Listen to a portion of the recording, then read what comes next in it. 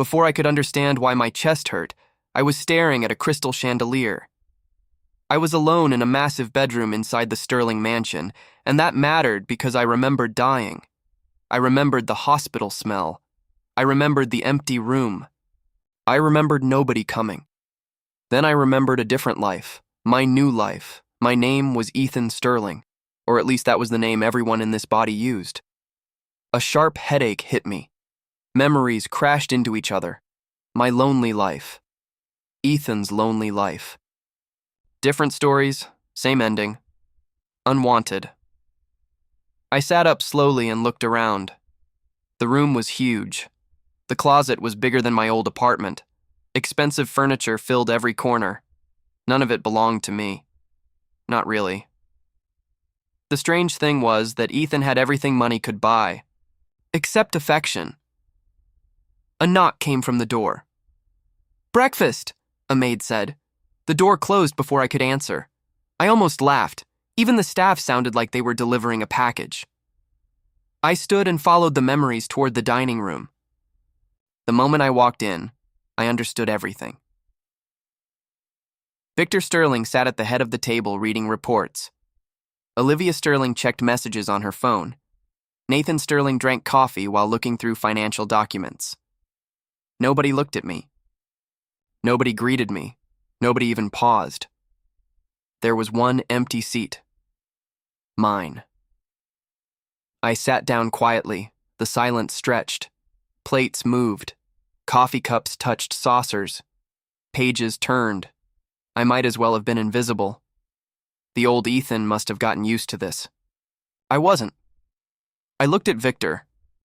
The man was famous, powerful, feared, yet the closer I looked, the more details I noticed.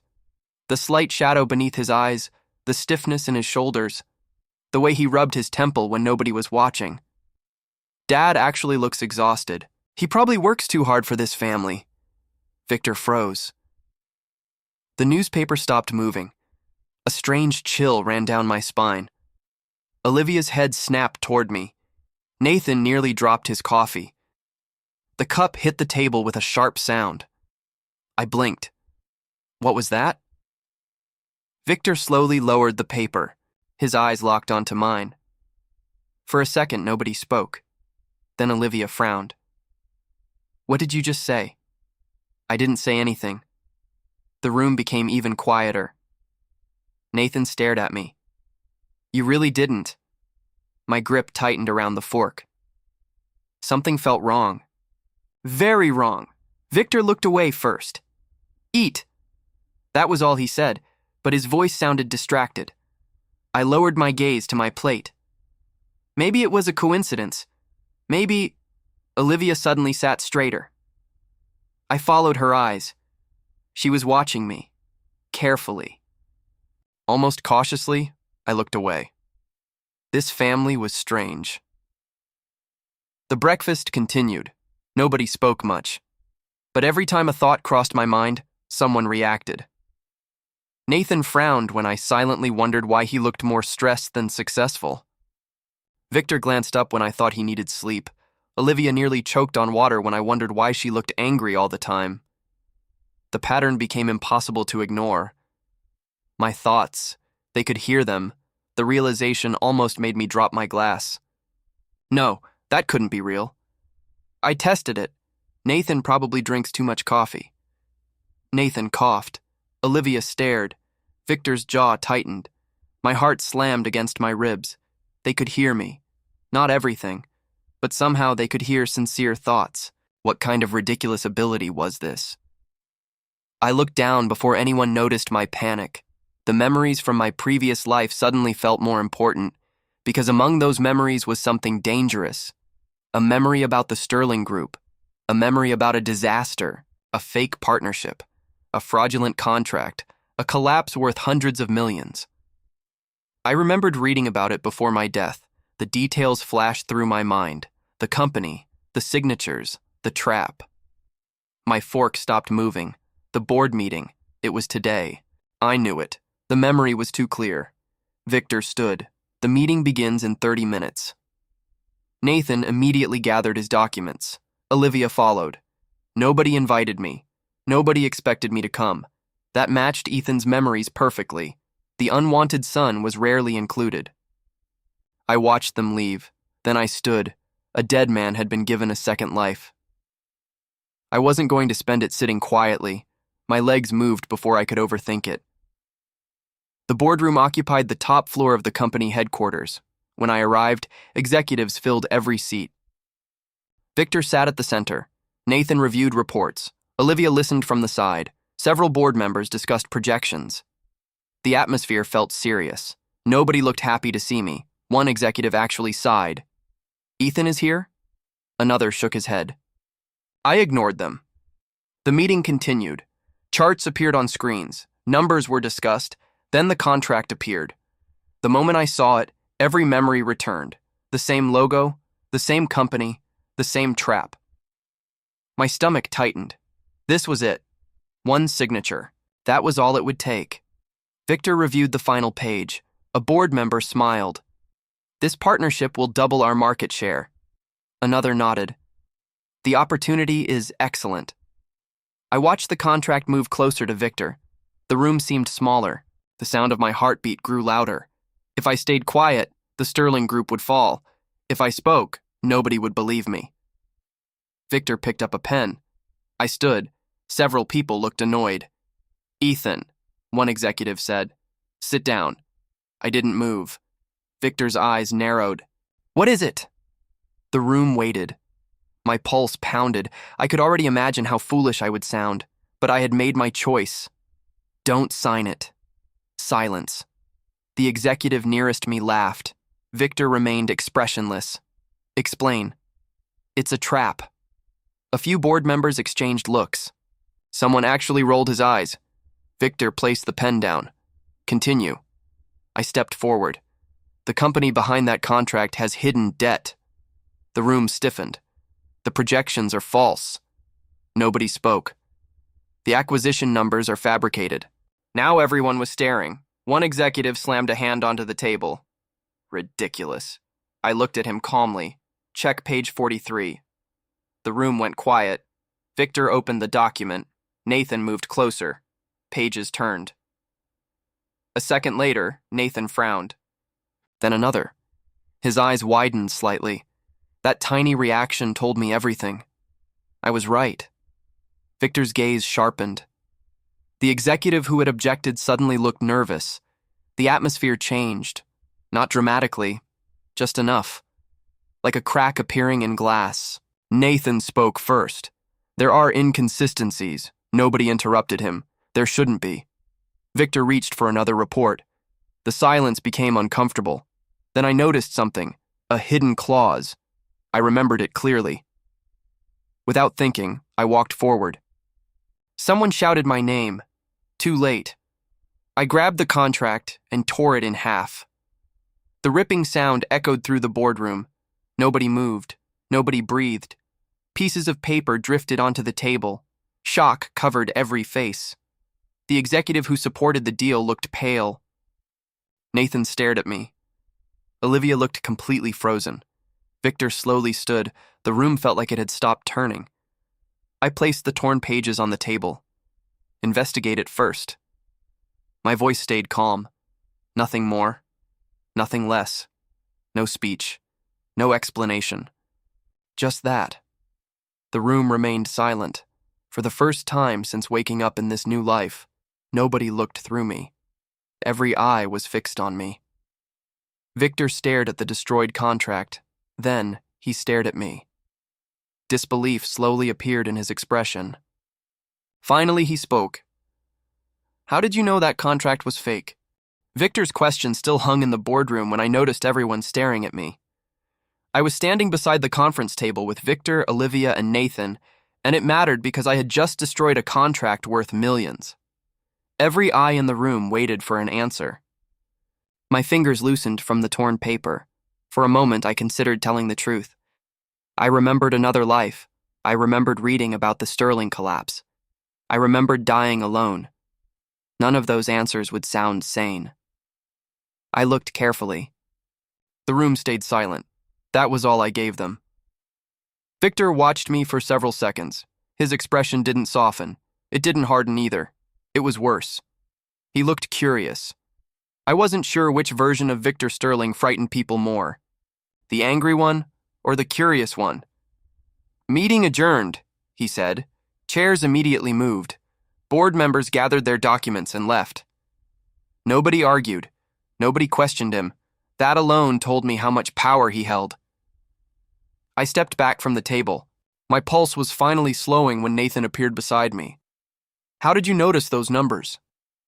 I looked at him. They looked wrong. Nathan studied my face. The silence stretched. Then he walked away. He clearly didn't believe me. The strange part was that I didn't blame him. I barely believed myself. The ride back to the mansion felt longer than it should have. Nobody spoke inside the car. Victor worked on his tablet. Nathan reviewed reports. Olivia stared out the window. I focused on staying quiet. That was becoming difficult. Not because I wanted to speak, because thinking had become dangerous. Every sincere thought somehow escaped.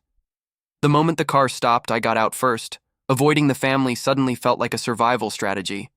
If they could hear my thoughts, every secret I had was a ticking bomb. I spent the next hour hiding in the mansion library. The room was large and quiet. Shelves covered every wall. Dust floated through sunlight. It felt safer than people. I grabbed a random book and sat near the window. The problem was that I couldn't stop thinking. My mind kept replaying breakfast, the boardroom, the contract, Victor's reaction. Most of all, the impossible ability connecting all of us. A soft click interrupted me. The library door opened. Olivia walked inside. I immediately looked back at the book. Maybe she wanted something. Maybe she didn't. Either way, I preferred distance. She crossed the room and stopped near a shelf. Neither of us spoke. The silence felt awkward. Then I noticed something. She looked tired, not physically tired. Different, like someone carrying weight nobody else could see. The memory from Ethan's life surfaced. She had been spending most nights helping Victor handle company problems. Nobody praised her. Nobody thanked her. She simply kept working. Olivia pretends to be strong, but she skipped meals all week because she's worried about Dad. The book almost slipped from my hands. I hadn't meant to think that. Olivia froze. Completely froze. The room went still. Slowly, she turned toward me. Her eyes widened. "What did you just say?" I didn't. Her lips parted. No words came out. I looked down at the page. The letters blurred together. A few seconds passed. Then something unexpected happened. Olivia walked to the chair across from me. She sat down.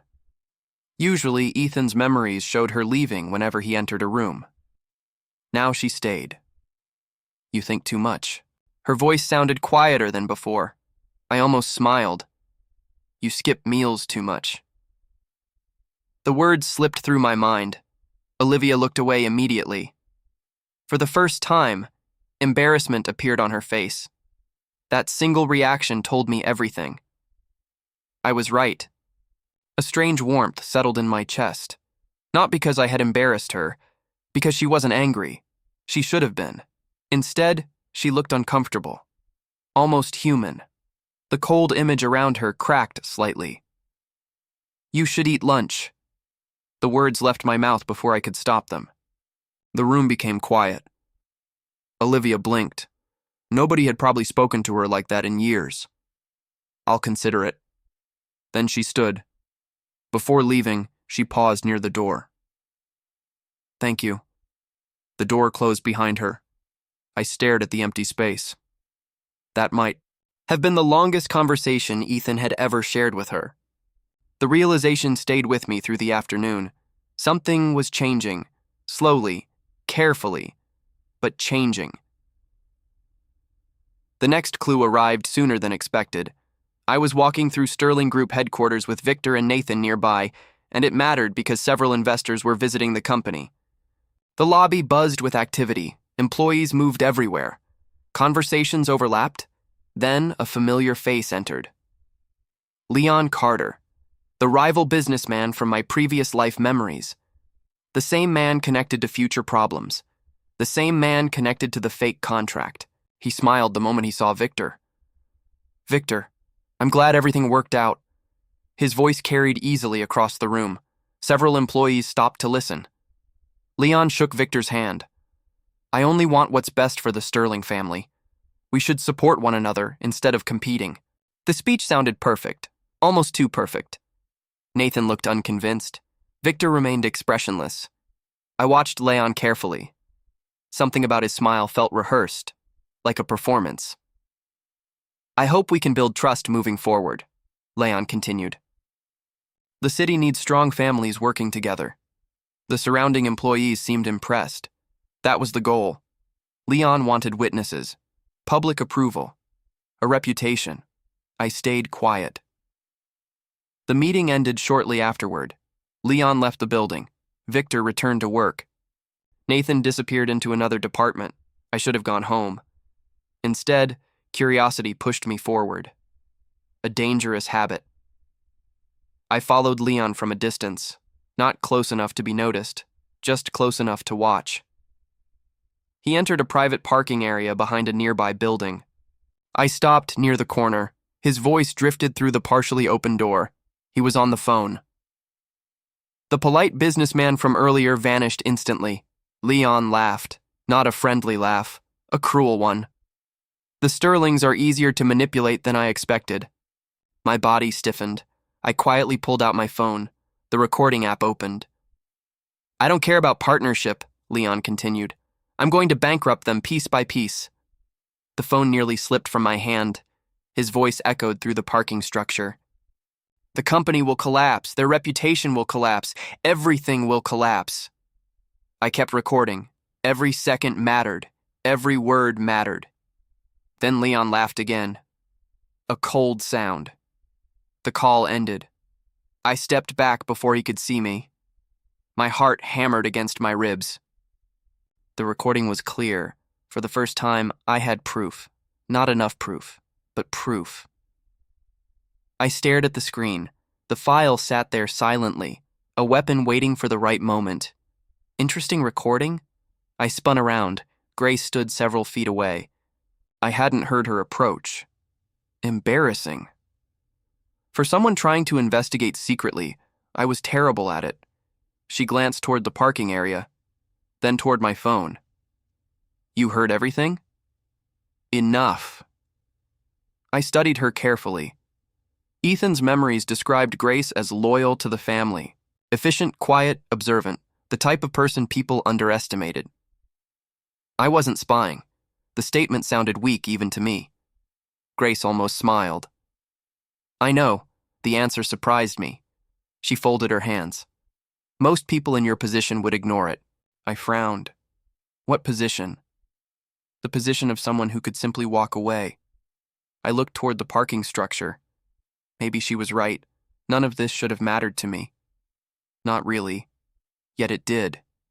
Because despite everything, I didn't want this family destroyed. Grace watched me carefully, then she nodded once. A decision seemed to settle inside her. I'll help. The response caught me off guard. Why? Because you're the first person in this family who worries about everyone else before himself. The words landed harder than expected. I looked away first. Praise always felt uncomfortable, especially after a lifetime without it. Grace didn't push further. She simply handed me a business card. Call me if you discover anything else. Then she left. I stood alone with the recording, and a growing sense that something bigger was happening. That feeling proved correct later that evening. I sat in my bedroom reviewing the audio file. The more I listened, the stranger it sounded. Leon mentioned the Sterling family. He mentioned bankruptcy. But one detail kept bothering me, one missing piece. I replayed the recording again and again. Then I heard it, a sentence buried near the end. Easy to miss, impossible to forget. Victor isn't the real target. My breath stopped. The next line followed. Once Ethan Sterling falls, everything else will follow. The room suddenly felt colder. I replayed the clip. The same words echoed back. Not Victor, not Nathan, not Olivia. Me. Leon wasn't attacking the family first. He was attacking me. A sharp knock interrupted my thoughts. I opened the bedroom door. A delivery package sat on the floor. No sender. No note. Nothing. Unease crawled through me. I carried it inside and opened it carefully. A single photograph waited inside. My photograph. My face. And across it, painted in bright red, was a giant X. I stared at the image as a chill ran down my spine. The photo with the red X was still in my hand when my phone started vibrating. I was alone in my bedroom inside the Sterling mansion, and it mattered because the threat had just become personal. Whoever sent the package wanted me afraid. The screen filled with notifications. One after another, dozens, then hundreds. A knot formed in my stomach. I opened the first message. A news article appeared. The headline mentioned my name. The second notification linked to a social media post. The third did too. By the fifth, I already understood. Something had started, something big. I opened one of the posts. A blurry image appeared. It showed financial records. My name was highlighted in red. The caption was worse. Ethan Sterling secretly stole company money. I stared at the screen. Then another post appeared. And another, and another. The same accusations spread everywhere. Every account repeated the story. Every comment treated it as fact. I scrolled downward. Big mistake. The comments multiplied faster than I could read them. Fraud thief. Rich criminal. Spoiled heir. Some people didn't even know who I was. They hated me anyway. The internet worked that way. A rumor moved faster than truth, and truth usually arrived too late. I set the phone down, then immediately picked it up again. The accusations kept spreading. The timing wasn't random. Leon. The name appeared instantly in my mind. Nobody else fit. Nobody else had warned that I was the real target. The bedroom door opened. Victor entered first. Nathan followed. Olivia came behind them. One glance told me they had already seen everything. Victor tossed a tablet onto the desk. The screen displayed financial reports. Explain. His voice was calm. Too calm. I looked at the reports. The numbers meant nothing to me because I had never seen them before. I can't. The room became silent. Nathan folded his arms. The transfers happened under your account. I studied the records carefully. The account belonged to Ethan. The timestamps matched. The signatures looked authentic. The setup was impressive, almost perfect, which made it even more dangerous. Olivia stepped closer. Did you do it? I looked at her. No. The room fell quiet again. Nobody argued. Nobody defended me either. That hurt more than I expected. Not because they doubted me, because part of me understood why. The evidence looked convincing. Victor picked up the tablet. Business partners are calling. His jaw tightened. Investors are questioning us. I remained silent. He continued. The board wants answers. The pressure was already spreading. Not just toward me, toward the entire family. Exactly as Leon planned. Victor looked directly at me. If someone framed you, we'll expose them. I noticed the word, if, not when, if. The distinction mattered. I didn't blame him. Trust wasn't built in 2 days, especially after years of Ethan being ignored. The meeting ended quickly. Nobody had answers, only questions, and questions were dangerous when public opinion had already chosen a side. The next problem arrived before lunch. Television screens throughout headquarters displayed the scandal, employees whispered. Reporters gathered outside. Social media clips played everywhere. My face appeared repeatedly. The same accusation, the same headlines, the same story. I walked through the building anyway. Hiding would only make things worse.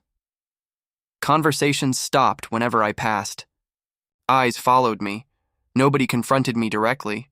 They didn't need to. Silence could accuse someone just as effectively. A message arrived from Grace. Conference room 7. I headed there immediately. Grace waited beside a table covered with documents. She looked serious, which usually meant bad news. Investors are pulling back. I sat down. Already? She nodded. Rumors move faster than investigations. That sentence described modern life perfectly. Grace slid several pages toward me. Canceled meetings. Delayed contracts. Concerned statements. Every consequence connected to my name. I studied each page carefully. Leon hadn't attacked only my reputation. He attacked trust. Trust was harder to repair than money. The door opened. Nathan entered. Then Olivia. Neither looked happy. Grace immediately left. The room became uncomfortable. Nathan placed a folder on the table. We found nothing. My fingers stopped moving. Nothing. That wasn't possible. We checked security logs, he continued. We checked employee access. Nothing connects to anyone else. I understood the real meaning. The evidence pointed only toward me. Olivia exhaled slowly. People are demanding a public response. I looked between them. Neither avoided my gaze. That was different. They wanted answers. Not excuses. Unfortunately, I couldn't give them either. The problem wasn't proving my innocence. The problem was how I knew I was innocent. That secret sat like a locked door inside my mind. Behind it waited the truth. I remembered another life. I remembered events before they happened. I remembered futures that no longer existed. If I revealed everything, I could explain the fake contract. I could explain Leon. I could explain dozens of details, maybe enough to clear my name, maybe enough to stop the scandal. But another possibility haunted me.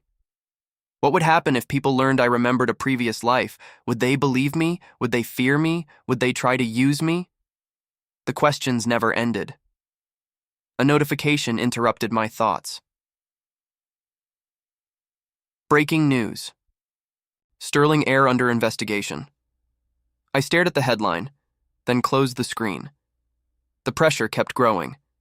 By evening, reporters filled the front gates. Camera flashes lit the driveway. Questions echoed beyond the walls. Employees leaked information. Online discussions exploded. Every hour brought a new accusation. The mansion felt smaller, not because of the building, because attention surrounded it from every direction. Victor called everyone into the family study. I arrived last. Victor stood beside the fireplace. Olivia sat near the window. Nathan reviewed messages. Nobody looked relaxed. Victor got straight to the point. We fight publicly. I already knew what he meant. Press conferences, statements, lawyers, investigations, an aggressive response. Nathan nodded. It may be our best option, Olivia agreed. We can't stay silent. 3 pairs of eyes turned toward me. The room waited. I understood the choice. Reveal everything or protect the secret. One path could save me. The other could destroy me. My hands tightened slightly. I remembered hospitals. I remembered death. I remembered waking up inside another life. No matter how desperate things became, that secret couldn't leave this room. I chose silence. Victor's expression hardened. Nathan looked frustrated. Olivia looked disappointed. The reaction stung more than the accusations online. Then a thought escaped before I could stop it. I'd rather be hated than put everyone in danger. The room froze. Completely froze. Nobody spoke. Nobody moved. I lowered my eyes. Too late. They heard it. The silence stretched. Seconds passed, then more. When I finally looked up, something had changed. Victor wasn't angry anymore. Nathan wasn't frustrated. Olivia wasn't disappointed. They simply stared at me, as if they had finally seen something hidden. Nobody asked another question. Nobody demanded another explanation. For the first time, they understood that I was carrying something alone. The meeting ended quietly. I left before anyone could speak. The mansion garden offered the only peace I could find. The evening air felt cooler outside. Flowers lined the stone path.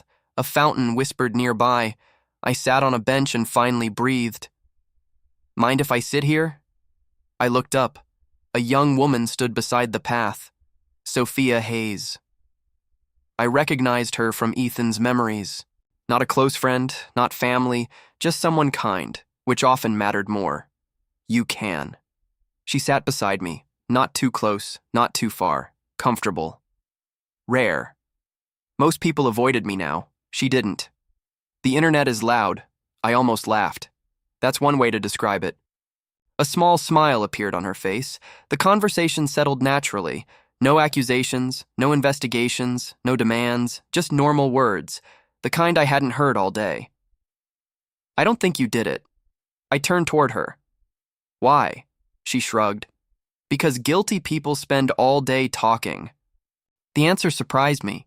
Sophia looked toward the fountain. You spend more time worrying about everyone else. For a moment, I didn't know what to say. Support felt unfamiliar, especially now.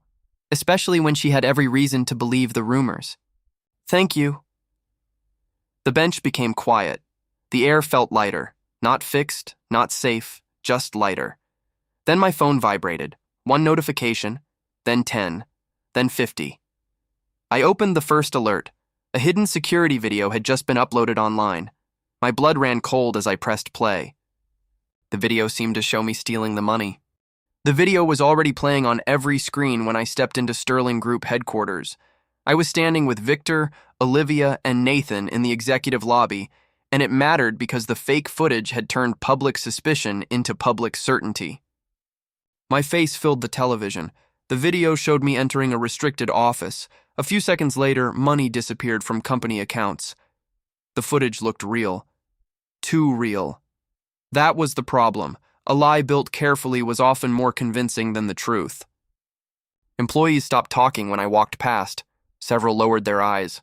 Others didn't bother. Their expression said enough. The internet had already delivered its verdict. Nobody wanted to be associated with a scandal, even if the scandal was fake. My phone vibrated continuously. New headlines appeared every minute. Stolen millions. Sterling Air exposed. Corruption inside the family. The words repeated so often they began to feel mechanical, like a machine producing outrage. Victor walked beside me toward the boardroom. His expression remained unreadable. That worried me more than anger. Anger could be fought. Silence was harder. The board meeting started the moment we entered. Several board members were already waiting. Nobody looked pleased. One of them immediately stood. This situation is damaging the company. Another nodded. The public has lost confidence. A third pushed a tablet across the table. The stock is falling. Every sentence carried the same message. They wanted someone blamed, preferably me. Victor remained seated. The room waited, then another board member spoke. We should suspend Ethan publicly. The words landed heavily. Nobody rushed to disagree. I understood why. From their perspective, sacrificing one person protected the company. Business often worked that way.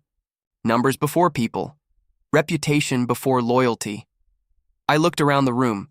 Faces, suits, expensive watches, fear hiding behind professional language. Nobody wanted justice. They wanted safety. Victor finally spoke. No. The room froze. One board member frowned. Victor, no. The second refusal came colder. Nobody interrupted again. The meeting continued for another hour. Arguments moved in circles. Questions produced no answers. Evidence remained against me. Proof remained absent.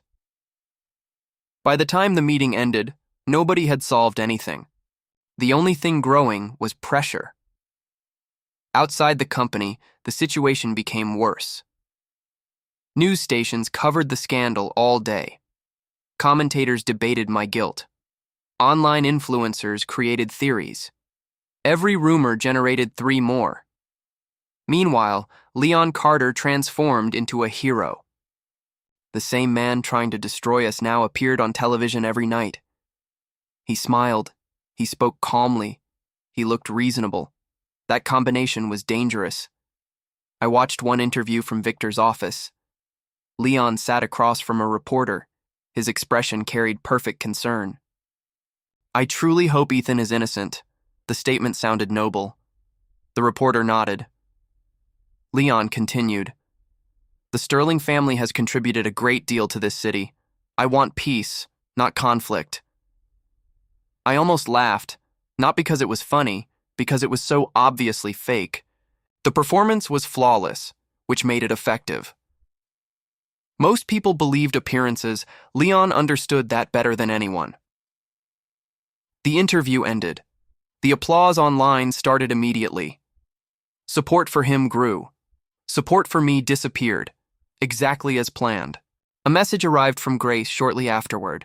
Private office, urgent. I headed there immediately.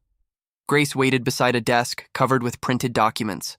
The moment I entered, she closed the door. Look at this. She handed me a tablet. Several leaked messages appeared on the screen. My pulse slowed, then sped up again. I started reading. The messages were between Leon and an unknown contact. Payment amounts, instructions, deadlines, specific requests. One message stood out. Make sure the video looks authentic. Another followed. The public only needs to see it once. I stared at the screen. The room suddenly felt smaller. This wasn't suspicion anymore. This was evidence. Not enough to destroy him, but enough to expose part of the truth. He paid someone. Grace nodded. The silence between us lasted several seconds. Finally, I looked up. Can we verify them? We're trying. Her answer wasn't comforting. Trying wasn't proving, and proving was everything. Without proof, leaked messages became rumors. Rumors couldn't save anyone. Grace folded her arms. We'll keep digging. I nodded. The conversation ended there, because neither of us needed more words. The battle wasn't over, not even close. Another clue arrived later that afternoon. Nathan requested a private meeting. I found him inside a data analysis room. Multiple screens covered the walls. Charts filled the displays. Numbers moved constantly. The entire room looked exhausted, just like Nathan. He pointed toward a screen. Something doesn't fit. I moved closer. Rows of financial records appeared. Transfer histories, audit reports, archived transactions. Most of it meant nothing to me. Nathan noticed immediately. He sighed, then simplified it. Someone has been altering company data. That got my attention. Recently? He shook his head. For years. The answer hit harder than expected. Years, not weeks. Not months. Years. The scope changed everything. Nathan zoomed into several records. Patterns appeared. Tiny changes, small enough to avoid notice, large enough to create long-term damage. I studied the screen carefully. One name appeared repeatedly. Leon Carter. Not directly, never directly, always hidden behind layers. Companies connected to companies, transactions connected to transactions, a spider web built patiently over time. He planned this. Nathan nodded. The words carried quiet anger. That surprised me. Nathan rarely showed emotion. Now I understood why. Leon wasn't just attacking me. He was attacking the entire family. The realization changed things. We can expose him? Nathan leaned back. His expression darkened. Not yet. I already knew what was coming. We're missing something. The final proof. Nathan nodded once. One document, one file, one missing piece. Without it, everything remained suspicion. Close. Painfully close. But still incomplete. The frustration settled heavily inside me. Truth sat within reach, yet somehow remained untouchable. The next surprise arrived during a public investor meeting. I attended because avoiding attention no longer mattered. The damage already existed. Reporters filled the room. Cameras pointed toward the stage. Questions arrived immediately. Most focused on me. One reporter stood. Does the Sterling family still support Ethan? The room became quiet. I already knew the expected answer. Careful wording, corporate language, neutral statements, distance. That was what most companies would choose. Instead, Olivia stood, Every camera shifted toward her. Every reporter waited. Olivia looked directly at the audience. "I support him." The room froze. The statement echoed through the hall. A second reporter immediately followed. Despite the evidence, Olivia didn't hesitate. "Yes." The silence deepened. I stared at her. For years, Ethan had wanted acknowledgement. One sentence accomplished more than 100 conversations. Olivia returned to her seat. Nothing about her expression changed, but something inside me did. The loneliness around Ethan's memories felt slightly smaller. Not gone, just smaller. The final surprise arrived that evening. Victor called me into his office. I entered quietly. The room smelled faintly of old paper and coffee. Victor stood beside a cabinet. For several seconds, he said nothing. Then he opened a drawer. A watch rested inside. Silver, elegant, old, immediately familiar. Ethan's memories surged forward. The Sterling family heirloom watch. The one object he treasured. The one object nobody cared about. Years ago, it disappeared into storage. Nobody noticed. Except Ethan. Victor picked it up, then held it out toward me. I didn't move. The gesture felt too unexpected, too personal. "You kept it?" Victor looked at the watch, then at me. "You always asked about it." A strange weight settled in my chest. Not painful, not comfortable, something between. I accepted the watch carefully. The metal felt cool against my palm. For a moment, neither of us spoke. Then Victor nodded once. The conversation ended, yet the meaning remained. As I left the office, my phone vibrated. A breaking news alert appeared. I opened it immediately. Leon Carter smiled from the screen. Microphones surrounded him. Reporters crowded nearby. His announcement appeared beneath the video. "Tomorrow, I will reveal the truth and expose Ethan Sterling forever." Camera flashes exploded across the conference hall as I stepped through the entrance. I was standing with Victor, Olivia, Nathan, Grace, and Sophia inside the city's largest media center, and it mattered because Leon had promised to destroy me in front of everyone. Rows of reporters filled the room. The same faces appeared everywhere. The same reporters who repeated rumors. The same commentators who called me a thief. The same audience that watched me fall. Now they waited for the final blow. A giant screen behind the stage displayed my photograph. The image looked familiar, not because it was recent, because it had followed me for weeks, every accusation, every headline, every lie. The room buzzed with anticipation. People wanted drama. People always wanted drama. Leon already stood at the center podium. Perfect suit, perfect smile, perfect confidence. He looked like a man arriving at his own victory celebration. That alone told me he believed he had already won. I glanced toward Nathan. He gave a small nod. Grace stood calmly beside him. Sophia remained near the side entrance. Nobody spoke. Not yet. Leon raised a hand. The room immediately quieted. He smiled. "Thank you all for coming." His voice carried easily through the hall. "I know many of you have questions about the Sterling family." Several reporters nodded. Leon continued. "For weeks, the public has watched evidence emerge piece by piece. The large screen changed. Financial records appeared, then security footage, then articles, the same collection of lies, presented carefully, presented professionally, presented as truth. I watched the audience. Most people already believed him. That was the frightening thing about public opinion. Once it settled somewhere, moving it became difficult. Leon gestured toward the screen. "The facts are obvious." Several cameras turned toward me. He smiled again. "I take no pleasure in exposing Ethan Sterling." The statement almost sounded noble. Almost. But integrity matters. More nodding followed. The city deserves transparency. The audience remained focused. No interruptions. No doubts. Everything moved exactly according to his plan. Then Leon looked directly at me, for the first time all morning. "I hope Ethan learns from this." The room remained silent. His confidence grew stronger. I could practically see it. He believed this moment belonged to him. The same way he believed every previous step belonged to him. The fake contract, the rumors, the fake video, the stolen money accusations, everything. A reporter stood.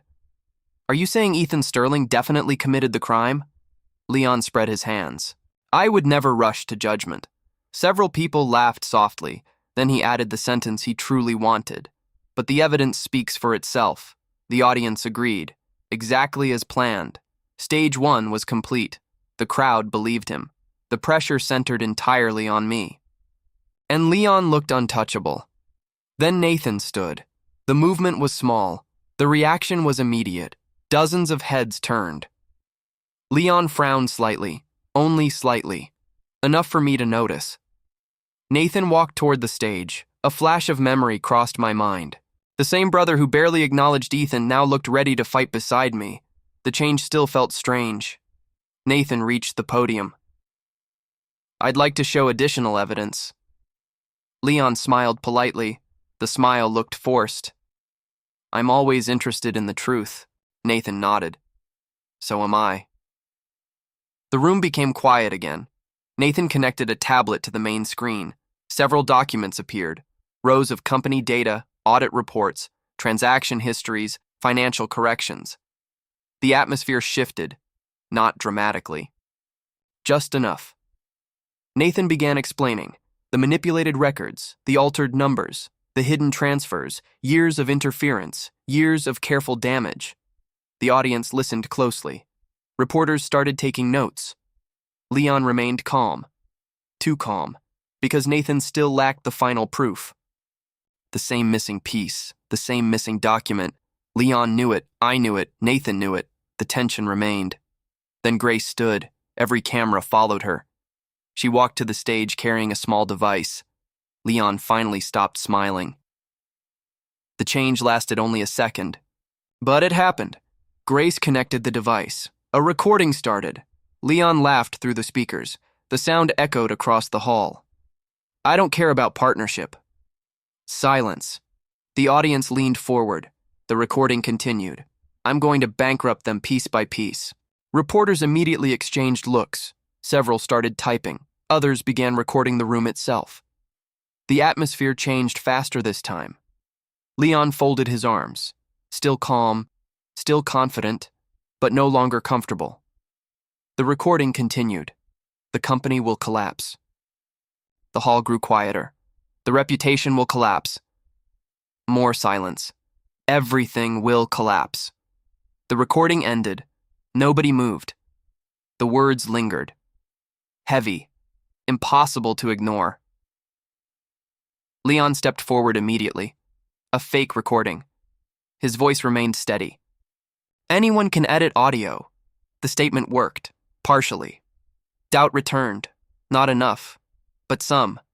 The battle wasn't over. Then Sophia stood. I turned toward her. She looked nervous, yet she kept walking. That mattered more than confidence. She carried a folder. Nothing expensive, nothing dramatic, just evidence. Sophia reached the stage. "I have financial records." The room froze again. She opened the folder. Payment receipts appeared on the giant screen. Bank transfers, invoices, hidden transactions. The audience stared. The documents connected directly to the creation of the fake video, directly. No complicated explanations. No guessing, just facts. The same facts Leon paid people to hide. Murmurs spread across the hall, then louder murmurs, then outright conversations. Leon finally looked unsettled. The confidence around him cracked, a small crack, but visible. The crowd started turning, exactly as momentum had once turned against me. Only now it moved toward him. The irony wasn't lost on me. Leon built his attack through public opinion. Now public opinion was attacking him, the same weapon, the same battlefield, the same audience.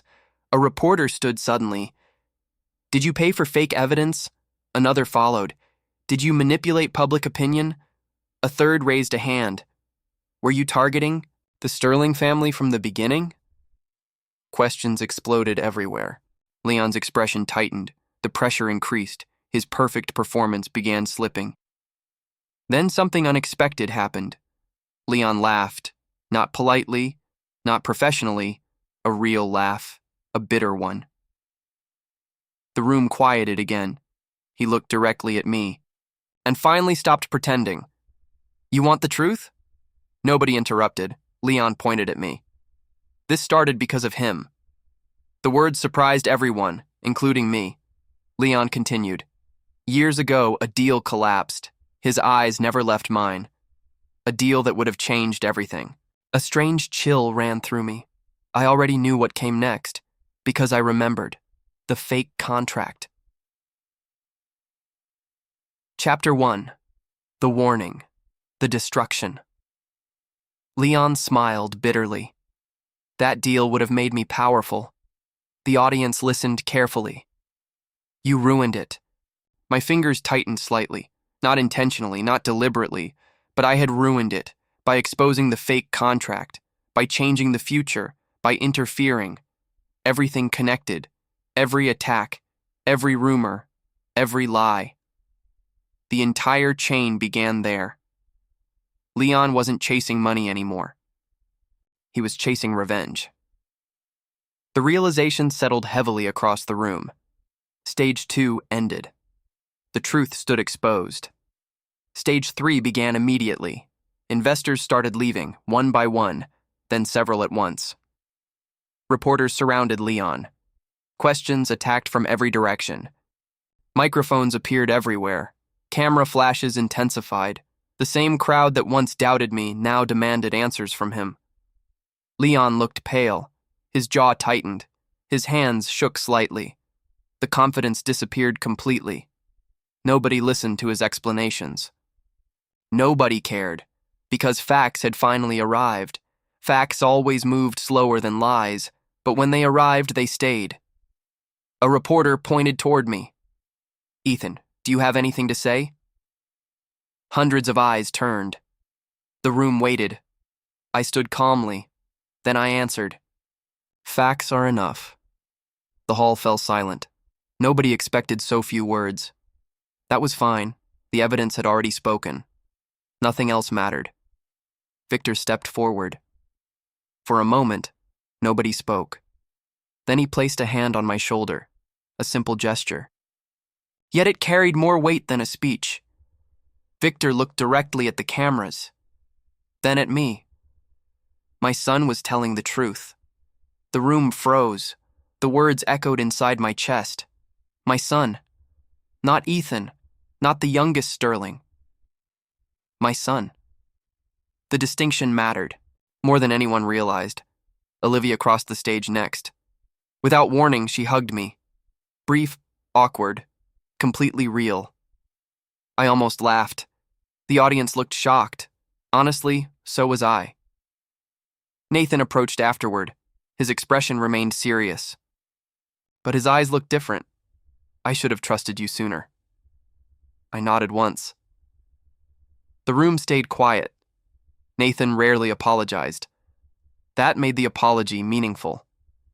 Victor reached into his pocket, then removed the Sterling family heirloom watch, the same watch Ethan treasured, the same watch nobody cared about, until now. Victor fastened it around my wrist himself. The metal felt warm. The meaning felt warmer. A lifetime of loneliness suddenly seemed farther away, not erased, just farther away. I looked toward Sophia. She smiled. No excitement, no greed, no interest in money, just a smile. The kind people give when they're happy you're okay. That simple moment meant more than the headlines surrounding us. The conference eventually ended. Reporters chased stories. Investors made calls.